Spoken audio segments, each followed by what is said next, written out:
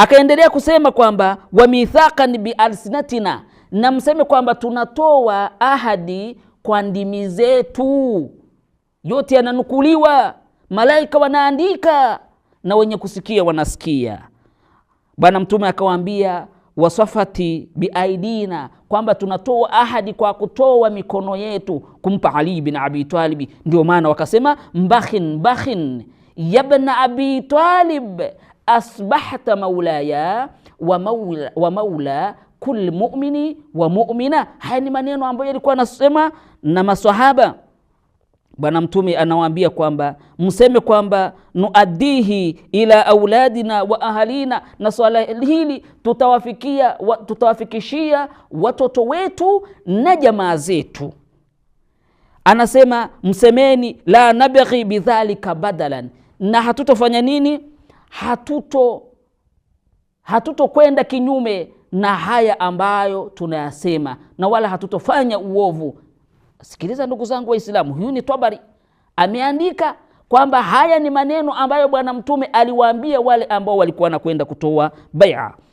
Kisha na mseme wa anta shahidun alaina, kwamba na wewe ya Rasulullah ni shahidi kwetu. Wakafa billahi shahida, na Mwenyezi Mungu anatosha kuwa yeye ni nani? Ni mwenye kushuhudia. Kuna ushuhuda wa Bwana Mtume, kuna ushuhuda wa Mwenyezi Mungu Subhanahu wa Ta'ala sehemu ile.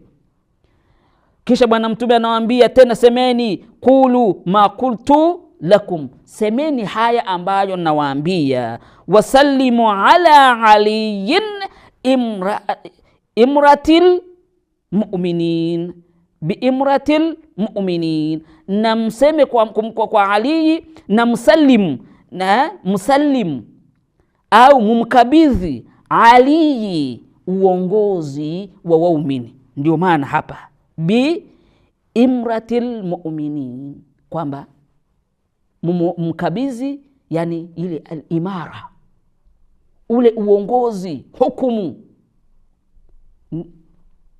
kwa nani? Kwa Ali bin Abi Talib. Waqulu, nasemeni alhamdulillahi alladhi hadana lihadha wama kunna linahtadiya laula an hadana Allah.